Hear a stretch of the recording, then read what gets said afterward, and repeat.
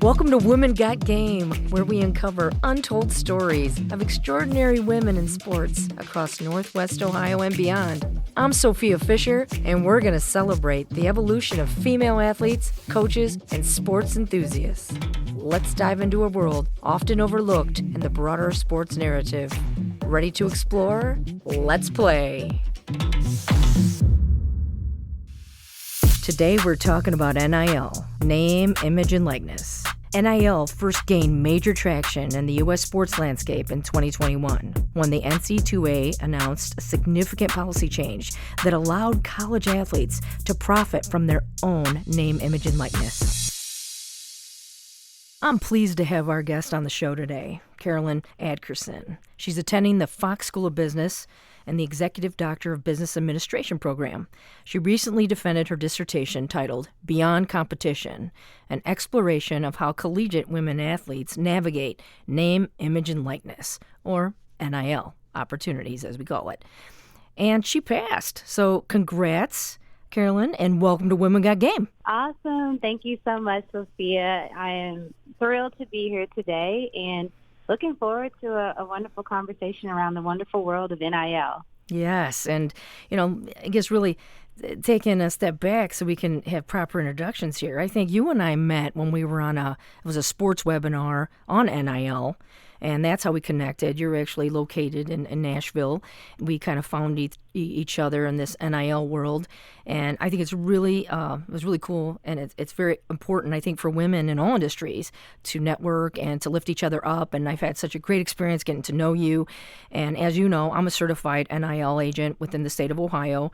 It was just great. We connected, hit it off, and we started talking about this landscape of NIL, and I think I was able to introduce you to two of the athletes that I represent, Sammy McConowitz and Sophia Wired, and they are two outstanding University of Toledo Lady Rockets on the basketball team, and incidentally, as you know, I was able to negotiate 2 cars for actually last year, and then this year it happened again. So Sammy got the car this year. Sophia got it last year with another player, and Hannah Nowoski was the other person who got the car this year. So good stuff, right? Absolutely. I'm just thrilled to even have met those athletes and just the work that you're doing. I think this is just so important, and seeing these and hearing these success stories will just be so tremendous, especially when we think about women's sports more broadly.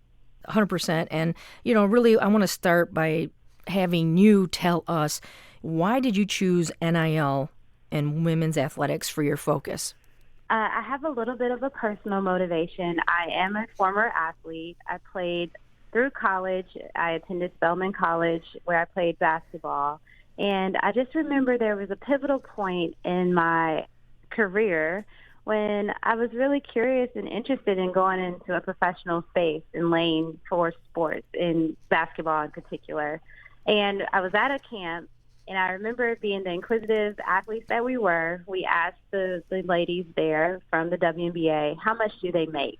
And the numbers that they shared were startling. It was, it just really transformed how I saw my future. And I actually leaned into academia instead because of this compensation gap that we see across gender lines. And I believe that NIL is actually a leveling opportunity for decreasing that gap so that women are getting more access to better compensation opportunities to make those decisions that I wasn't afforded myself at the time. And so I am all in. I think if you think from a researcher perspective, it's relatable, it's novel, it's new. There's so much to explore. And so it's just a really exciting time to be a part of the NIL experience all across the board. Yeah, 100%. And I think that, really with you focusing your research on NIL and your findings, I think because it is so early on, I think 2021 was when it really came out, and they refer to it all the time as the Wild Wild West.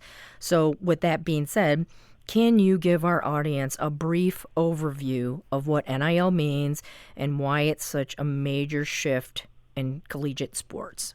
To do that, I'll just have the audience kind of imagine for a second. So imagine going to work every day where your efforts and your identity are crucial to your organization's success, right?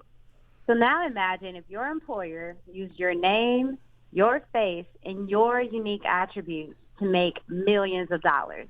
They do this by launching campaigns, they sell products, and all of this to boost their brand featuring you. Yet you receive nothing from the profits made from your own image and likeness. Like, how would that feel, right? So Yeah, this not is very just good. an unjust scenario. And the reality for collegiate athletes until, as you mentioned, 2021, with the recent changes that allowed them to earn from their name, image, and likeness. And so a formal definition around what is NIL, it refers to the ability of college athletes to profit from their personal brand and endorsements.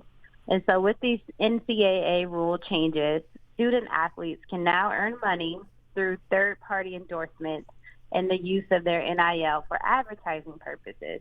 And so this really translates mostly in some top NIL activities, such as posting content on social media, creating content, signing different paraphernalia, or doing even appearances.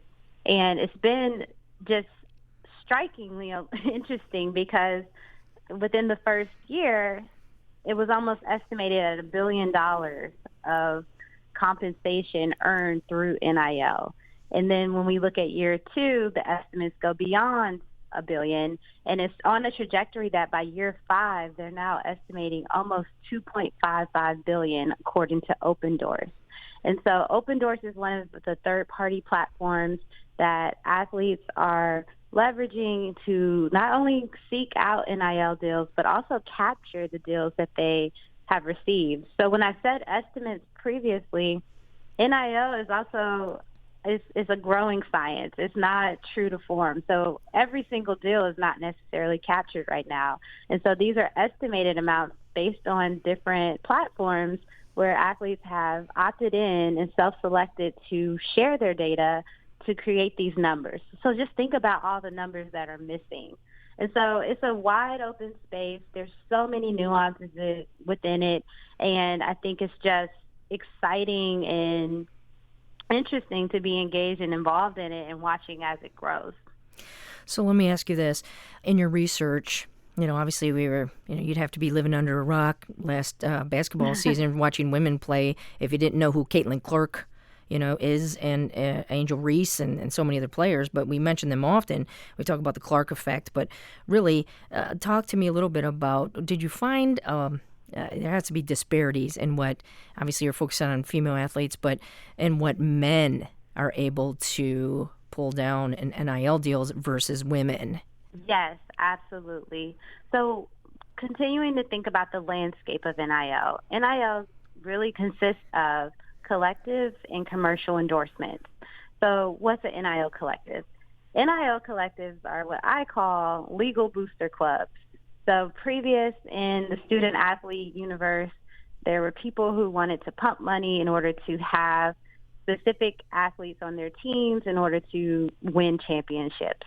Well, now through NIL collectives are very similar in format where donors are generating funds outside of the institution at this point in order to captivate and capture top talent. In fact, NIL collectives shape over 80% of the entire NIL market. When you think of the NIL market, men capture the largest percentage of that NIL collective pot and landscape. Once again, kind of breaking this down, we have collectives versus commercial. Collectives are the biggest pot, but then in that, men collect the most from collectives. But when we look at this commercial landscape, women are actually the leaders. So they're the leaders of the 20% of the market. And so what's exciting when you look at this from, well, I guess there's two sides to the coin. There's one side that's disappointing, and then there's another side that's exciting. So what's disappointing about this is when you look at the quantity of dollars, the actual spend, men are blowing it out of the water. NIL is, football is the king. Football athletes are what you are seeing in the top headlines for, millions of dollars compensation. They're most of the leaders on the rankings for different NIL compensation totals and the like. But what is interesting is that when you look at the quantity of commercial deals for female athletes, they're actually showing a different story. When you see this, is female athletes are getting more deals, although it's less compensation. And so if we could fix that compensation number, what could that really mean for women's sports and the women's industry more broadly? And that's what I'm here to kind of push through my research and hope to impact and influence this this gender equity line. Yes, and on the surface, NIL seems really straightforward, but as you just mentioned, there's so many layers of complexity. I think that people don't really realize it at first, and then you do have, universities themselves out fundraising and also for their, arenas and their packages that they offer for marketing as well. It can get very complex, I think, and it can kind of get lost in translation. So with that being said, I want to, throw this out there before we forget to talk about NIL versus portal. What is that? Can you explain to people what's the difference and how is NIL impacted? Or is it obviously, a recruitment tool? Should universities really develop, relationships with NIL agents and other organizations to really help with this? Because I think it is impacting recruiting. And just tell me a little bit about that and if you dove into the portal at all. What I'll say is that NIL is constantly evolving. And the changes even to the portal, the transfer portal, where athletes are able to go from one institution to another without impacting or influencing their eligibility, has gone through the roof. So they have reduced the window for the transfer portal to help navigate that wild, wild west that you referred to earlier so that it's not so chaotic.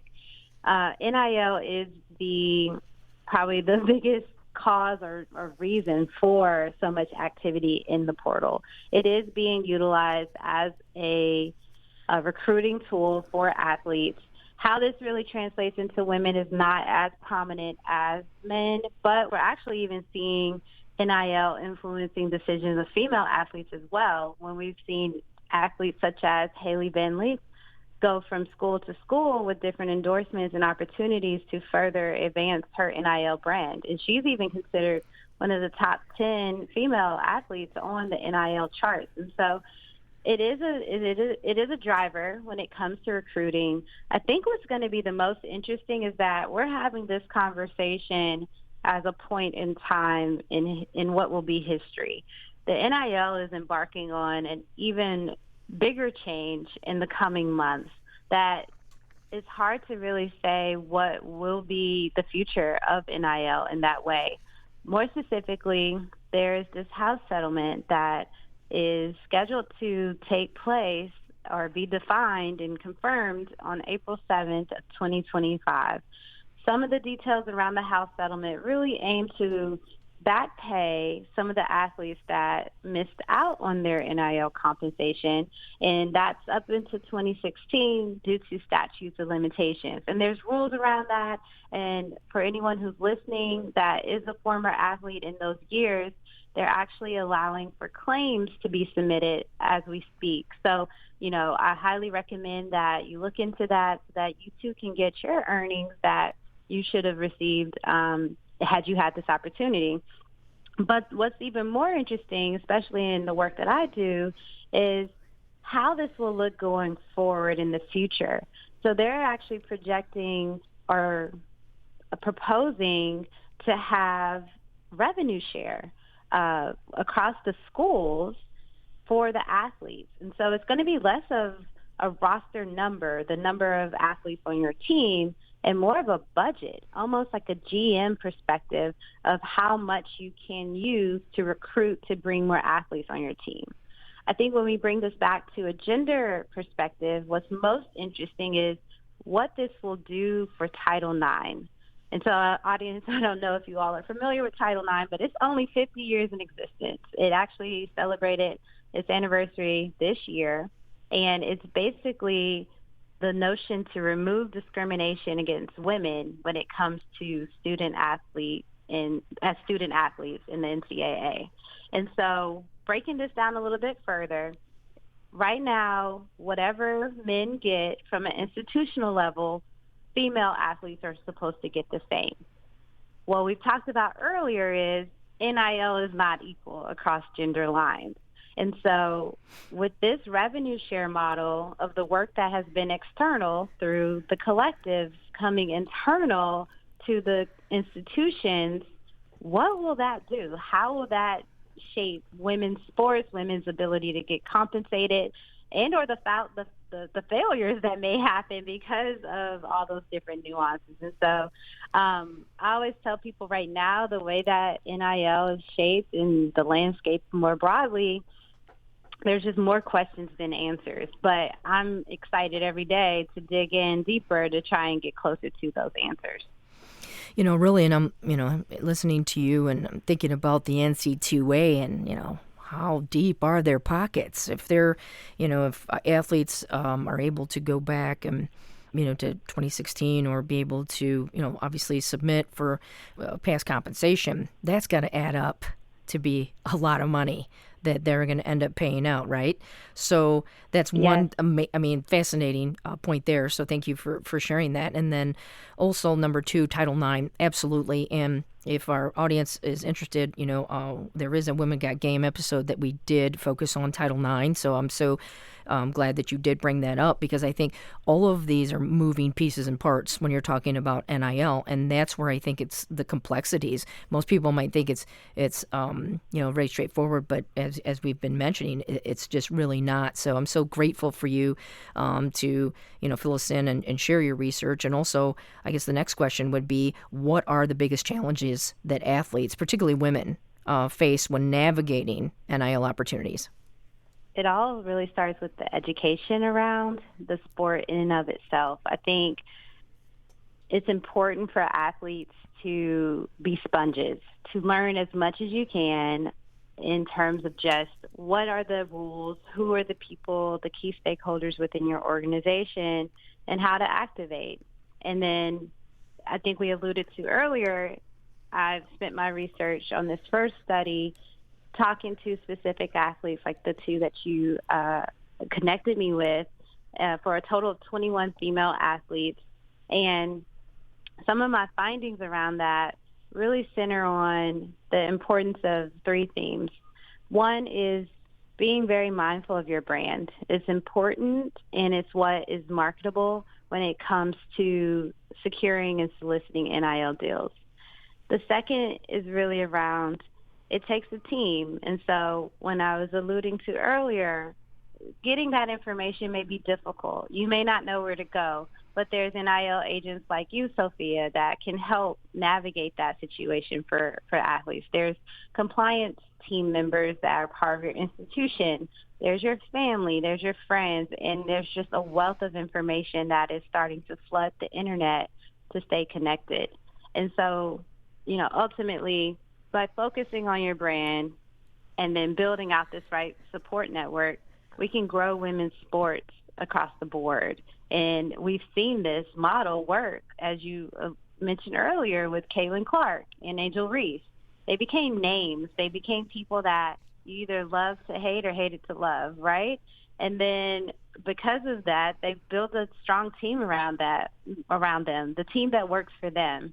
And then now we're seeing record-breaking results from both the NCAA tournament outperforming men's basketball for the first time. Just a quick anecdote, like the NCAA March Madness, women weren't even considered a part of that branding until recently. So just the craziness that now the brand is now absorbed by women is beautiful. And then we're seeing that again with actual recent data this month that came out regarding the WNBA and how it's surpassing men's sports when it looks at engagement, which means people are here. They're caring about women's sports. They're active within that space, and that's a marketer's dream. And so bringing all these pieces together, what could that do? How could that really transform women's sports in the future? Oh, yeah, 100%. And, you mentioned it. You're right. A lot of these female athletes, they become a brand. They are the brand. And it's, it's fascinating in not just women's basketball, but we're seeing it in women's soccer. lacrosse, golf, and all other sports, we, have the tendency, obviously, the needle's moved the most probably within women's basketball, which is fascinating to see. But I think a lot of other sports, even swimming, diving, you name it. I mean, I think we're seeing it across the board. And as you mentioned, with better media contracts and more exposure, and people, wanting to go to games and have that experience at arenas, I think it's just been amazing to watch. So it's like you mentioned in the beginning, it's never been a better time to be involved with women's athletics or sports as a brand or even as an athlete or a college coach. There's a lot of cool opportunities there. But what do you think are the long-term implications of NIL for women's sports? Are there any concerns that we haven't fully addressed yet? I think that the long-term implications will really center on what happens with the House settlement in April and what that means towards Title IX. On one hand, it looks like it could be the rabbit hole for litigation and just continuous imperfections around equity across the genders in sports. But on the other hand, it could be a leveling aspect where females are starting to get their fair share when it comes to sports, and the recognition and the engagement and the exposure is starting to match and keep up with that. So it's interesting. I do think there's more legislation to come. I think that, right now this is just the beginning, but I don't foresee that it'll even be more cemented in what NIL, the landscape, will look like for maybe even 5 more years. I was reading an article earlier this week about just how institutions are now hiring these NIL manager roles and what that looks like. And so I think right now everyone's just really trying to figure it out. There are, from an institutional standpoint, they're trying to be safe and cautious and not, not be against any kind of compliant rules.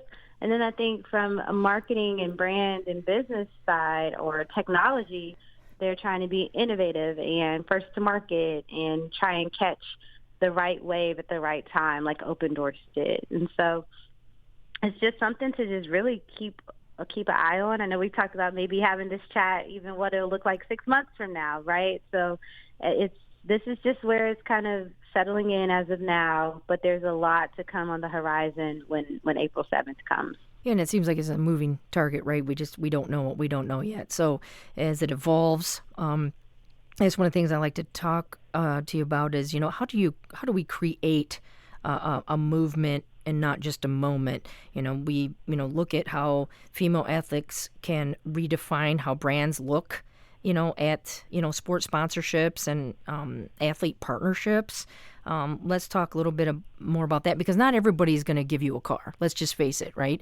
And at all Right. levels, that's great. And people call me Oprah now because you get a car and you get a car and you get a car. So it's kind of like an in-house joke of NIL and being a local agent. But at the end of the day, there's so many opportunities where companies of all sizes can participate, and I think it's important to say that we need more of that type of activity. So let's talk a little bit about that and how you feel female athletes are redefining how brands look at them and opportunities to create partnerships.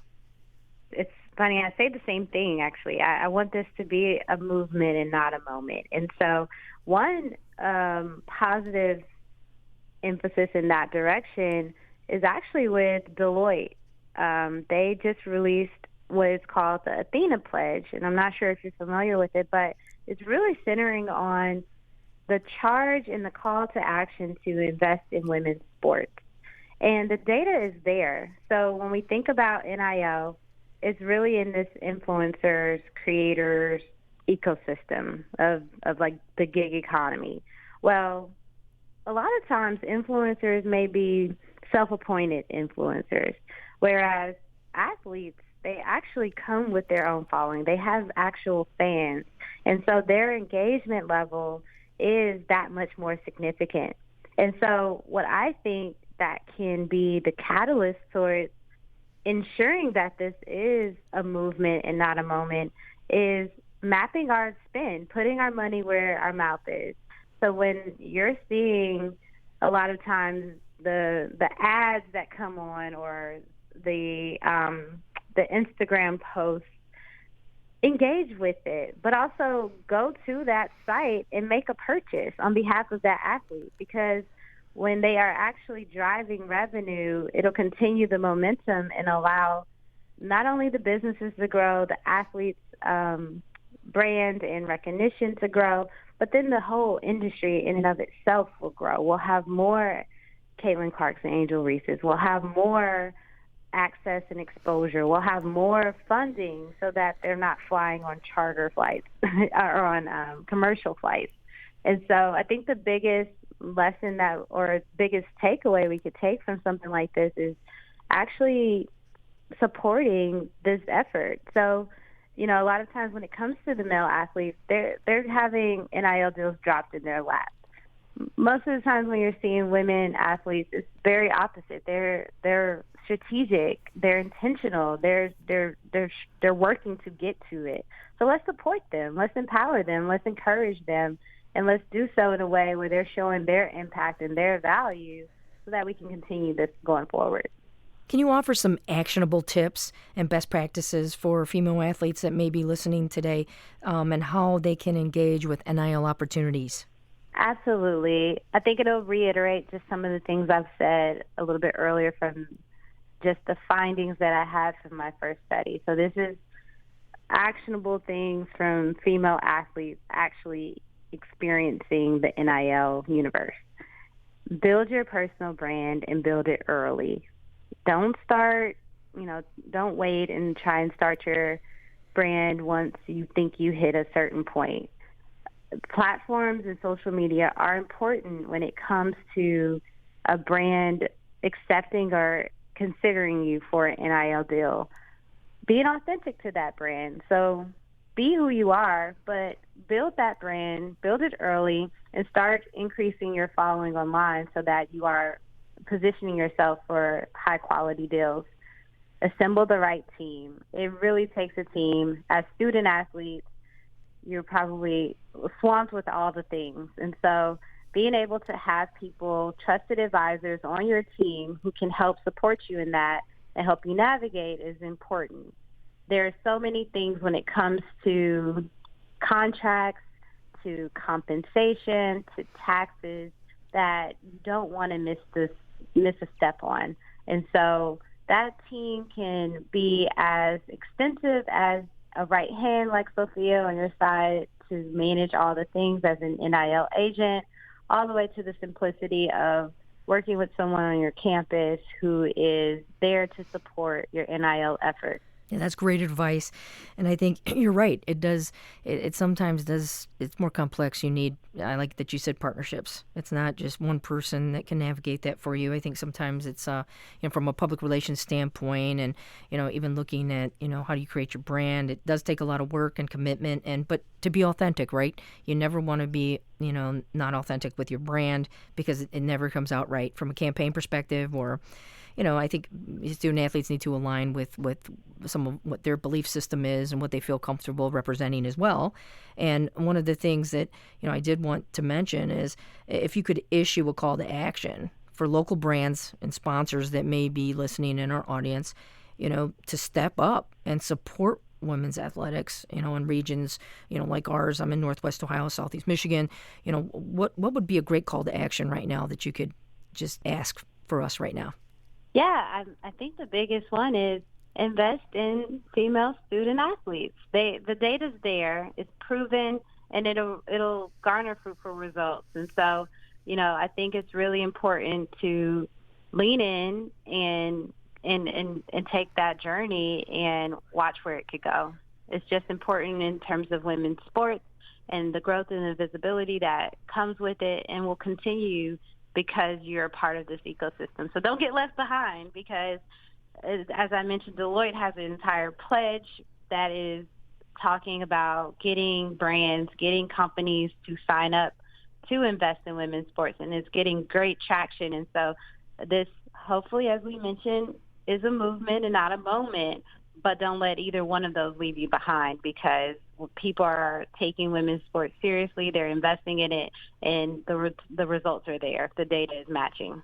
Well, that's great. And, and I think it can be not only in monetary at times, but it can be in trade agreements. It can be in many different forms. And I think, we've touched upon a lot of that. But I think it really does give a brand, if you would agree, an opportunity to stand out. Because I think a lot of times, brands are lost in the noise. And I feel personally, from my experience and what I've seen, that if you select a female athlete that is, again, a great representative of your brand, I think it does move the needle for your business, and it speaks a lot for your brand as well. Absolutely, and that's what I mean. The data is reflected there.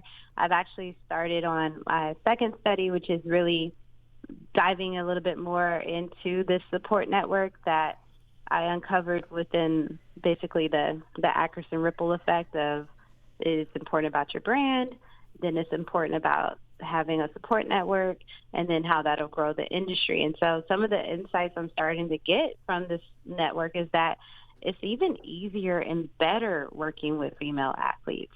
And it's maybe not a surprise, but very tangibly, the female athletes are proving to be more intentional, more organized, more structured, more dependable, more reliable. Just insert here and they're more than. And so I think, this isn't just a plea, it's a reality. It's something that is true, and there's people getting on board, and you'll be left behind if you too don't do the same. Well, before we wrap up today, Carolyn, what would you like to tell a young woman listening to the show about creating a career within the sports industry? Kind of what advice would you give them? I think that the advice I would give is be open and be curious. Be open to all of the possible opportunities. You just never know what type of roles or opportunities exist within sports, because it's a constantly evolving space, which goes directly into be curious. Constantly stay close to industry reports or newsletters, or just be a sponge of the industry, because it's not stagnant. Everything is changing, constantly evolving. And so the more you're abreast of what's going on, the more opportunities will find you and you'll find them. And so continue to be open and be curious.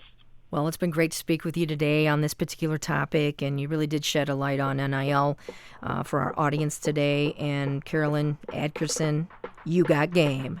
Thank you so much, Sophia. This has been fantastic, and I appreciate the work that you're doing to continue to move women's sports forward, and I hope listeners will do the same.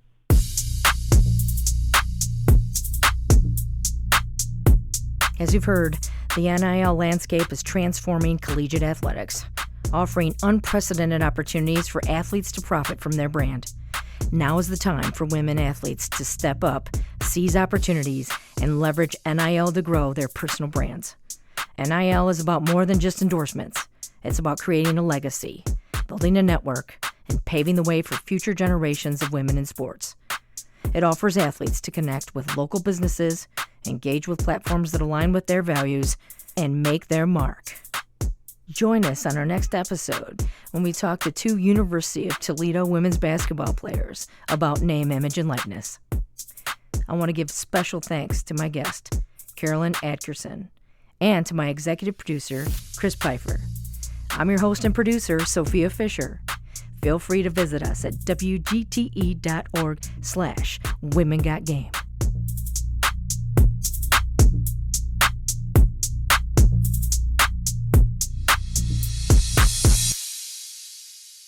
WGTE. Voices around us. WGTE is supported in part by the American Rescue Plan Act funds allocated by the City of Toledo and the Lucas County Commissioners and administered by the Arts Commission.